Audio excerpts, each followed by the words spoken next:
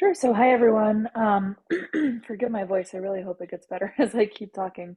My name is Jasmine. I'm here on behalf of the CLC. Um, what we practice is called language justice, and I'm sure you all have heard this before, but really we want to create spaces where folks can participate in the language of their hearts. And so, to do this, we're going to be activating the interpretation function. And we'll be interpreting simultaneously throughout the course of this event to Spanish. And so, if y'all are not fully bilingual in English and Spanish, go ahead and just select your preferred language as soon as we turn that function on. If you have any issues with the audio, you can send me a message in the chat and I'll be happy to help that way. I'll repeat this in Spanish. Buenas tardes, mi nombre es Yasmín, estoy aquí de parte de la CLC. Lo que practicamos nosotros le llamamos justicia del lenguaje. Esto significa que queremos crear espacios en donde la gente pueda hablar y participar en el idioma de su corazón. Para hacer esto, vamos a encender la función de interpretación simultánea. En cuanto terminemos de dar estas instrucciones, van a ver un globo en la parte inferior de la pantalla que dice interpretación. Ahí pueden seleccionar su idioma preferido. Si tienen algún problema con el audio, pueden mandarme un mensaje por el chat y ahí con mucho gusto les ayudo. I don't believe I mentioned where interpretation is found, so you can just, you'll see a globe at the bottom of your screen that says interpretation, and you can select your preferred language that way. I think that's everything. We can go ahead and get started. Thank you. Okay, I just turned on the interpretation function, so that should be live for folks who will be using it. And thank you everyone who's on the call tonight. And thank you so much, Laura, for joining us. So we're here tonight to talk about donating community garden produce.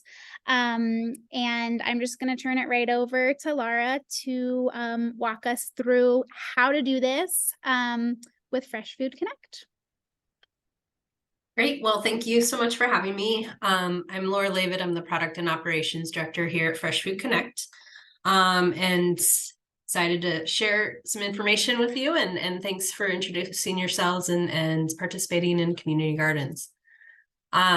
So what is food security? And is it really even an issue here in Denver? Like, I'm just jumping in. So food security, unfortunately, is literally in every single county in this country, based off of a Feeding America report just this past year.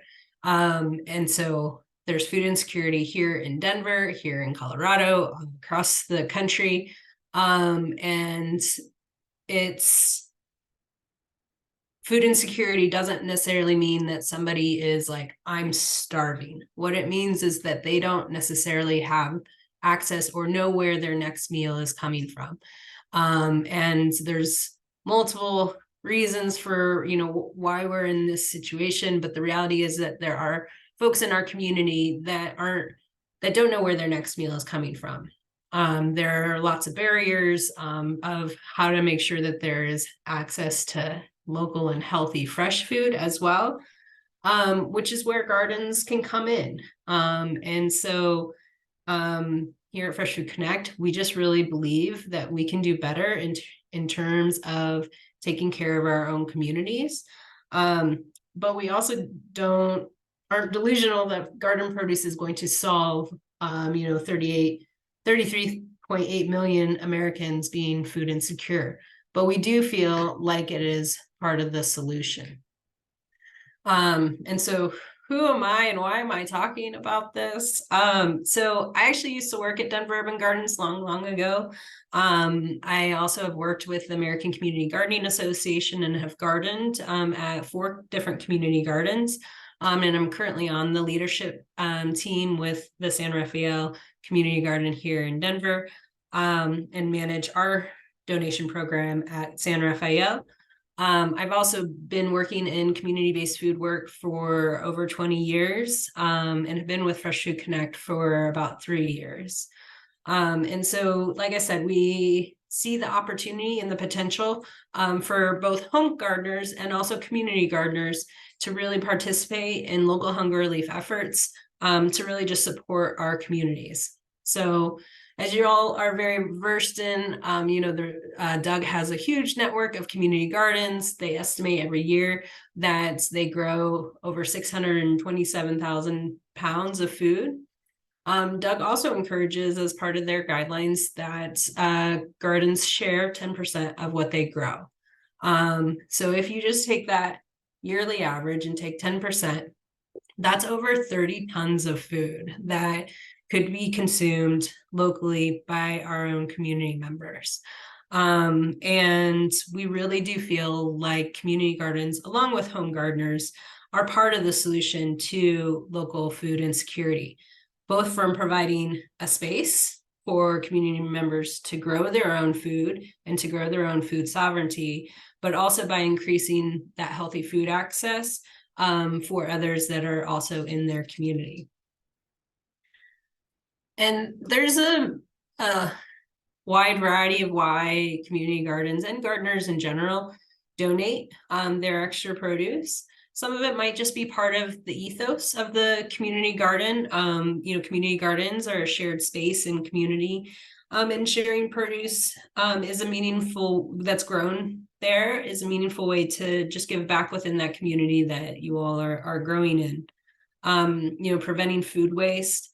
As much as we all have great intentions and think we're gonna eat everything that we grow, sometimes you just have a bumper crop of something. Last year I had so many habaneros peppers that I have hot sauce for a long time, so I froze a bunch and I donated a bunch because there were so many. That also, you might just have also extra produce, like you had every intention of eating all of those 6 zucchini plants and realized that was 4 too many. So you might just have extra produce that you grew. You might be going out of town, or other gardeners might be going out of town and are able to harvest, before they leave, or they're gone for, a little bit of time. Also, just life happens. Sometimes, plots are abandoned. Maybe they've been planted and there's, potential food waste that is, growing on the vines, but isn't getting harvested or going into the compost pile. There might be some intentionally support of local food access work. So your garden might encourage gardeners to plant a row or to share bounty within their own plots. Or you might have designated space that you are growing intentionally to donate. So either that's a plot or, just designated space within the garden. It's also a way to build or enhance your garden sense of community. It can bring gardeners together for a shared purpose, to be able to know, we're doing this together, and as a community, we're committing to sharing back in our own community. And it can look different. So some gardens can be really informal, some have more formal programs. So in more of an informal sharing program might be a table or a basket outside the garden that gardeners just put things on or in that could go bad, depending on if community members know to go and check that. It could be given directly to neighbors who may or may not need that produce. It can also be distributed formally. So there's some sort of structure that you all are donating to, a local hunger relief organization, such as a food pantry. But a lot of times you'll have to find that information and call them and set up that relationship. It might be part of a site expectation. So you might be part of a school garden, and as part of that arrangement, there's an expectation that part of that produce goes back to the school or school programming in some regard. And they might really want to know how much the garden is contributing back to the school, as an example. And you can also donate through Fresh Food Connect. So we can definitely help. And I'll get into how the app actually works, but it is just another way that gardeners, community gardens specifically, can contribute by giving back. So it can also be done individually or as a garden as a whole. So you could have your gardeners say like, hey, we want everyone to contribute, and however you see fit, great. It could be as a garden, we're making a commitment to donate within our community and we're going to organize it. It could be sharing from individual plots. So asking folks like within the things that they're growing, can they share some of their bounty? Or it could be designated space. And it can be a mix of all these things, and could include other things as well. And so how can Fresh Food Connect help? We are really looking at how we can remove barriers to ensure that your produce that you've spent time, love, energy growing gets to those that need it most in the community in a most effective and efficient way. So the app is zip code based. And so when you create an account, you put in your zip code, and then you'll get all the information about how you can make your donation easily and be able to track it. And really FFC, Fresh Food Connect, is really trying to help with those connection points between gardener and organization. And those organizations that we work with are trusted within the community. We know that they have the ability to effectively and efficiently get it to those in the community that are excited to get it and also can utilize it. The other piece around our work is, yes, we want gardeners to donate their extra produce, but we also just feel like as communities, we can do better. And we really do feel like a more engaged community is a better fed community, because in our experience, talking with gardeners, a lot of times they aren't aware of the level of food insecurity that's in their immediate community. And this is a very tangible and meaningful way that gardeners can contribute, but also can share with their friends and family and can share about the work of the operators and maybe even get more involved. And because long-term, we feel like gardeners can make a difference. And so that's why we're doing this work. So here in Denver, we work with a number of partners that we refer to as operators because they're operating Fresh Food Connect. So if you look at this map, the circles are the various gardens. The different colors are the they're the zip codes for those operators. And if you notice, there's an area that has these kind of aqua shade. Those are currently the only ones that are in inactive zip codes, meaning we don't have an operator assigned to them. We are working on that, but for the most part, for most of the D.U.G gardens, there is an operator associated with them. And if you look at this list, you'll notice, or maybe you won't notice, but hopefully you notice, it's a wide variety of type of organizations. And we're really excited about that because they are working in community, directly with community, and are working around healthy food access and how they can really do that on a local level. They are all super amazing organizations. I would encourage you to check them out, learn more about them, support them in any way that you can, because they're all doing amazing, great work. And so we're currently at a place where we have, if folks are familiar with Fresh Food Connect, when we got started in one zip code here in Denver. So we have expanded quite a bit, and at this point have a pretty decent comprehensive coverage in the Denver metro area and are working to fill in the few gaps that we do have. So how would you go about setting up a giving program, with Fresh Food Connect? The first thing that we would suggest is that you talk with your gardeners about what they think would make the most sense for your own community, and decide if it makes sense for folks to do it individually or as a group. And so once you've made that decision, we have some steps for kind of each path. So if you all are thinking individual sharing makes the most sense, for our garden, What that would mean is that the garden is providing information and the gardeners are managing their own donations. So what that would look like is introducing the donation opportunity in your garden's, newsletter or meetings, and encouraging gardeners to download the app and manage their own donations. It would also include keeping gardeners engaged. So posting a sign at the garden, which we have templates, which I'll get to in a moment, and to remind gardeners throughout the season, like, hey, we're still encouraging you to share your bounty. The other way that you can handle this is doing it as the garden. So the community garden would collect and deliver the produce. They would either collect it or deliver it, the produce on behalf of the whole garden. So the steps involved with that would be to identify either a person or a team to manage the group donations.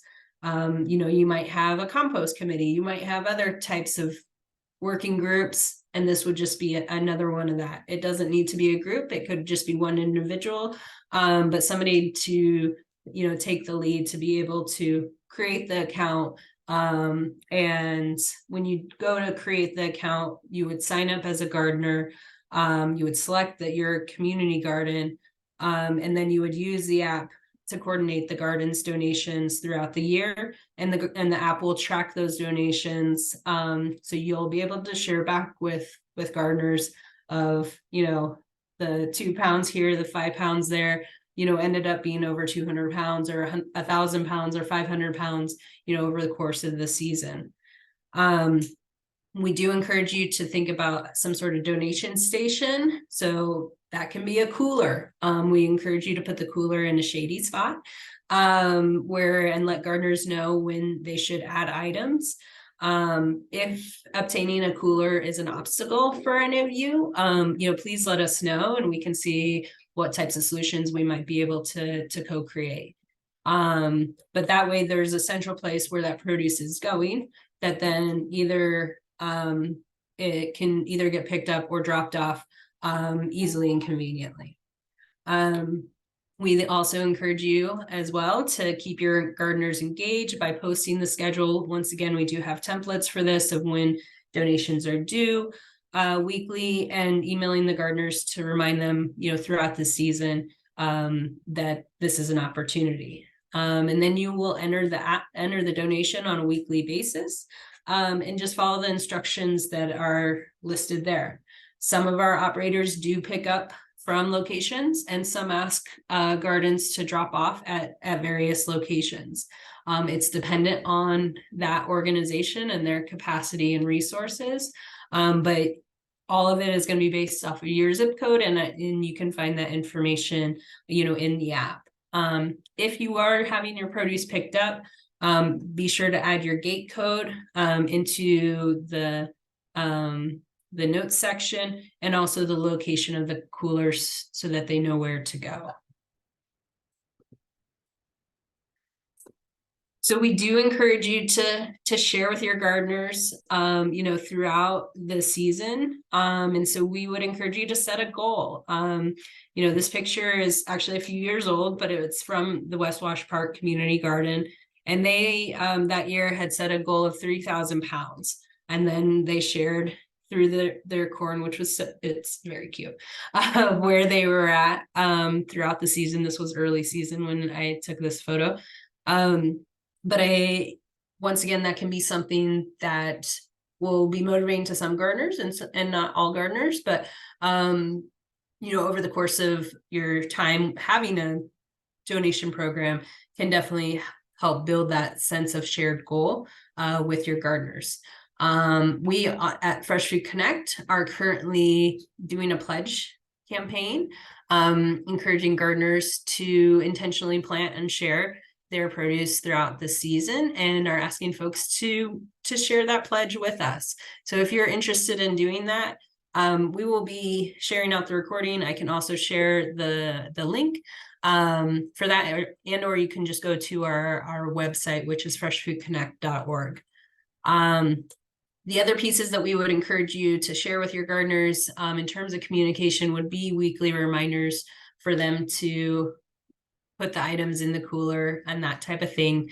And to share communication that you're getting from your operator. So we encourage our operators to share information with their gardeners about where the food is going, about the impact that it's having, about what does food insecurity look like, in their immediate communities that they're working. Any of the specifics of things that they want or don't want, or those types of things, because we really do. It's not that we're asking you to donate and it goes out into the ether. We're asking you to donate to these organizations that are doing really impactful work and are getting it to community members that are really appreciating this access to healthy food that they would not have otherwise. And then we encourage you to celebrate and to thank gardeners for their generosity, for being part of the community and giving back to a community that is giving to them. So just a few things to kind of think about or to consider as you are making donations. In terms of types of fruit or vegetables needed, all of our operators consistently say we will take all produce.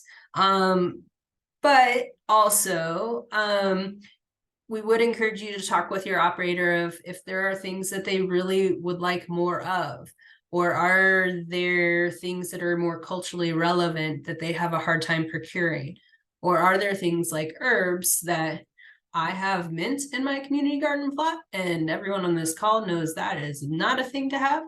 And I try to get rid of it and it doesn't go away, but I donate it. And Denver Food Rescue has shared, like, this is something that their community members don't have access to, and they really appreciate it. And so for me, it's a win-win because it gets used. I don't feel bad taking it out. It's still gonna be there for forever. So like I said, it's really just a win-win all around.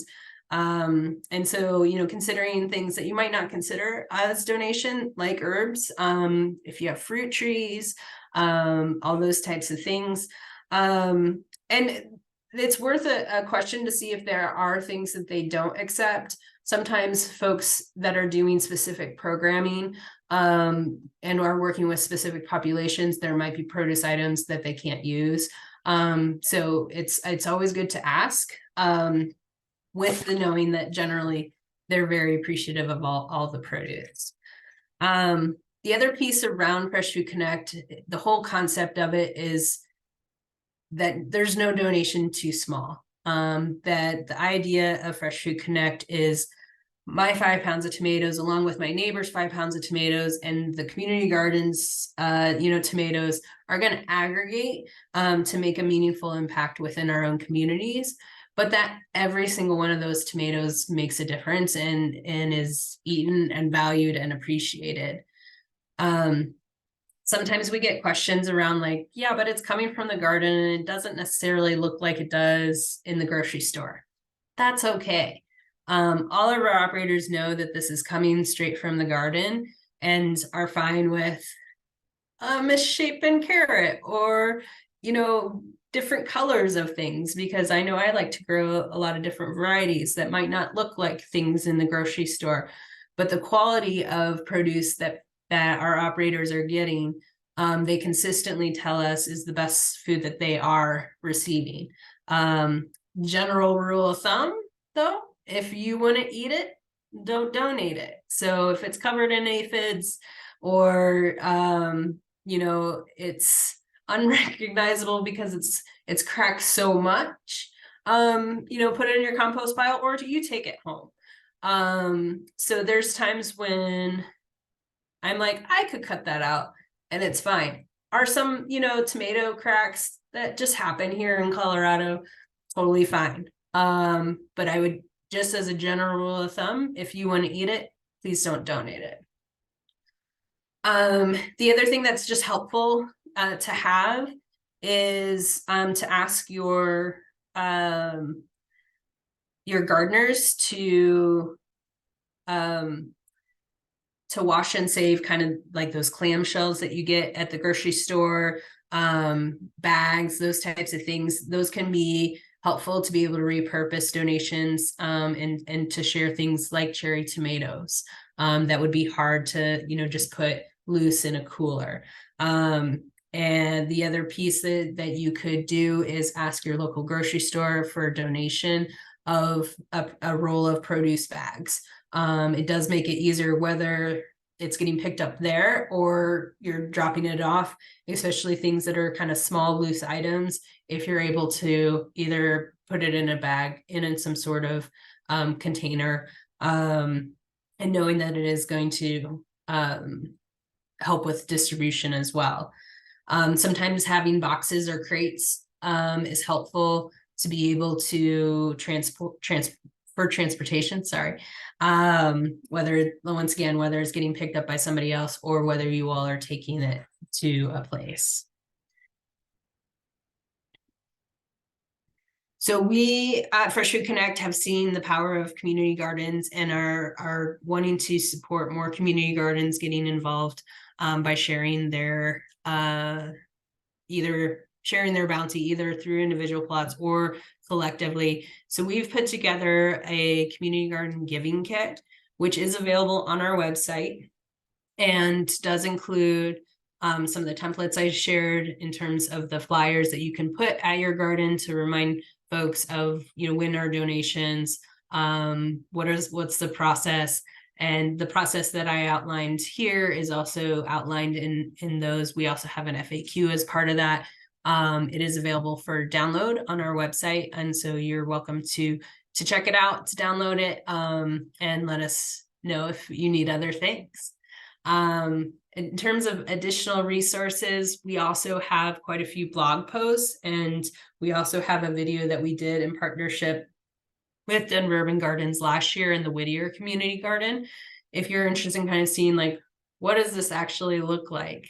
How does one garden handle their donations? In their case, they do have designated plots, but they also encourage gardeners to share from their individual plots as well. So it shows kind of that whole process. Once again, we'll be sharing out the information and slides, so and the recording, but that's available on our website along with a variety of blog posts related to planning giving gardens, what to donate, why it's important to donate, and those types of things. And that is what I have to share. So would encourage you to download the app, and I am going to open it for questions. So Eliza, I don't know if I'm fine with people putting it in the chat. I'm also fine I don't know if there's a way to kind of like show them if they want to ask directly, but folks are welcome to put it in the chat or the Q&A. I don't have a preference. So the webinar format is a little different than a normal Zoom meeting. So I am going through and just, I don't think we'll be able to see each other, but I turned on, if anyone has a question, you can totally talk from the ether to us. And I think I just enabled that.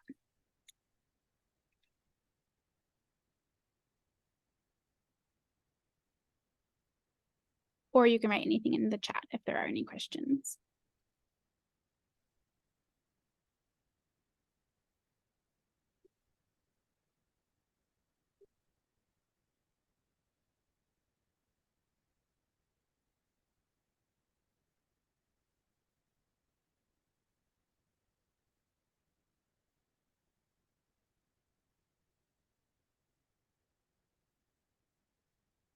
Elisa says no questions, but appreciate the information and resources.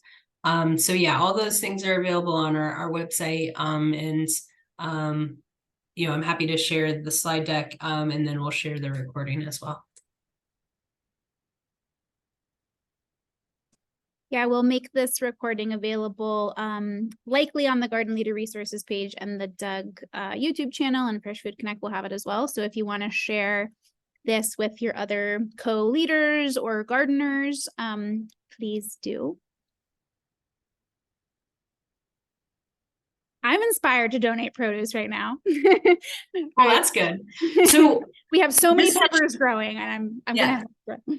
I always plant too many tomatoes. But I like to think about, the potential of Fresh Food Connect, and also of just gardeners sharing bounties with community. Nationally, a third of Americans garden. So if you just think about, if every current gardener just planted one extra plant to share in their community, what impact that could have. The idea of this is, it's very simple, it's very small, and when we talk with gardeners, it's like, oh yeah, duh, I totally would do that. I just didn't know the when, what, where, how. And so really that's what we're trying to help remove barriers around, to be able to make it easy for gardeners to make sure that their produce is getting to community members that are going to love and appreciate it, and they do. I have had the pleasure to actually do Denver Food Rescue's pickups when I first started, to be able to know, like, what is this thing? And taking that produce, at that time they were distributing at a senior living facility.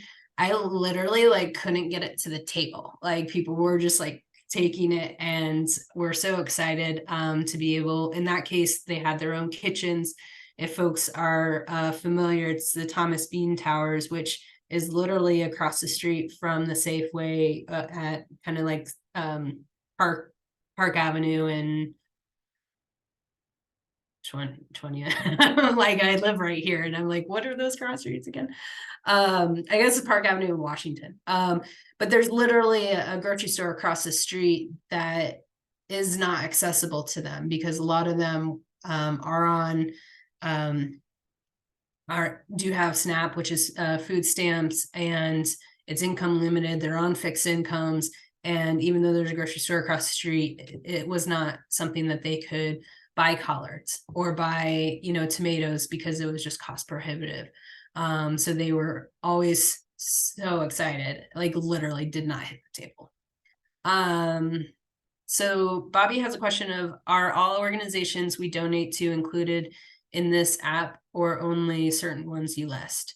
So the way that Fresh Food Connect works is, it's not like DoorDash, or actually that's a bad analogy. Let me go back.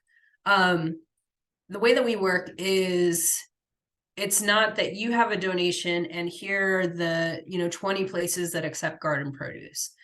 It is that we've formed partnerships with local organizations that are active in your zip code, who we know are able to effectively and efficiently distribute that food, are doing great work, are trusted within the community. And so when you download the app, you will be connected with that operator, and you will see the information for that operator in terms of how you can engage. Part of the reason for that as well is, as I talked about before, we really do want this to be more than just, I have this extra zucchini, what do I do with it? We want our gardeners who are participating to know that their food is going to Denver Food Rescue, and to be able to share with their friends and family of, this is what the work that they're doing. I'm now inspired. I want to get involved with them. We have a couple that started growing during the pandemic, and we're like, we grew way too much, and they found out about Fresh Food Connect. Their operator is Denver Food Rescue, and they're like, this is a great organization.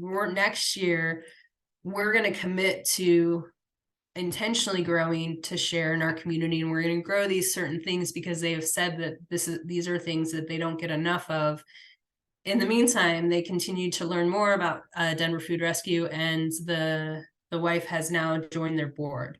That's sort of like, not everyone will get there, but in our ideal world, that is what a more engaged community looks like, in getting more involved, being able to share that information. So we do want to be fostering those local connections between those local organizations. So are there other places that you can donate? Yes. Do you already have a relationship set up and it's working great? That's great. The app is meant to be a tool and a resource. So if it is helpful for you all to be able to track your donations, to be able to find out where you can in your community, great. If you already have something set up, that's great too. Like at the end of the day, like we really do want gardeners just more engaged in beyond like the boundaries of their garden. And we've seen how gardeners can be really generous. And so if it's generous to your church food pantry and that works for you, great.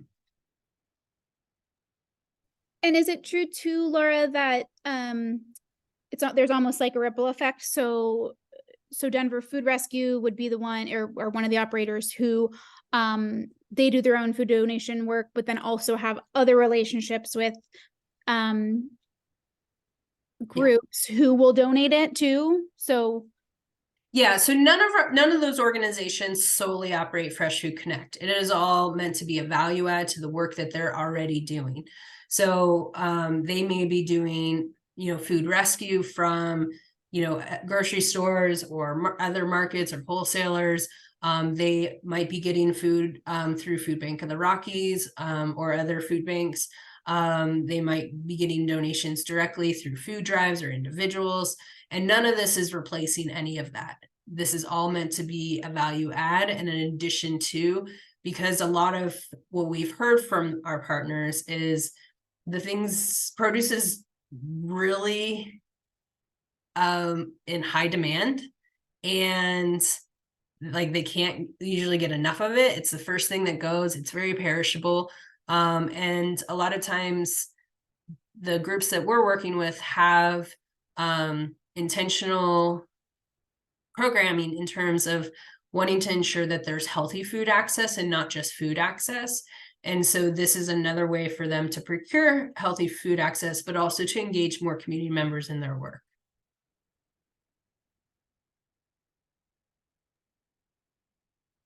So I'll throw out other things.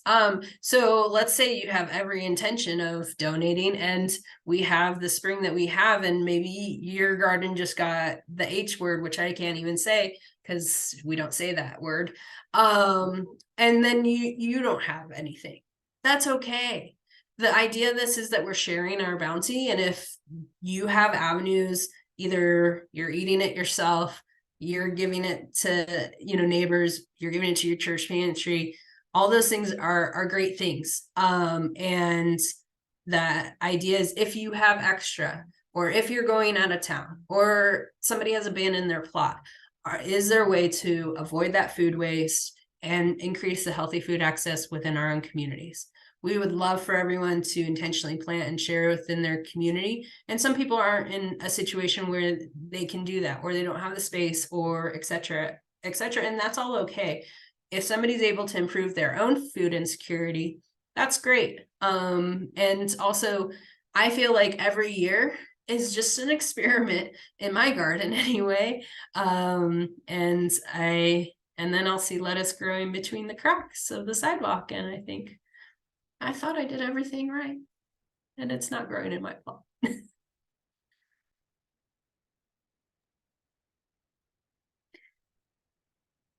Any other questions or celebrations? A lot of you have already shared that your garden has already been donating. Does anyone want to share either what's working or just impact in terms of how much you've been able to grow and share with your garden or with your community?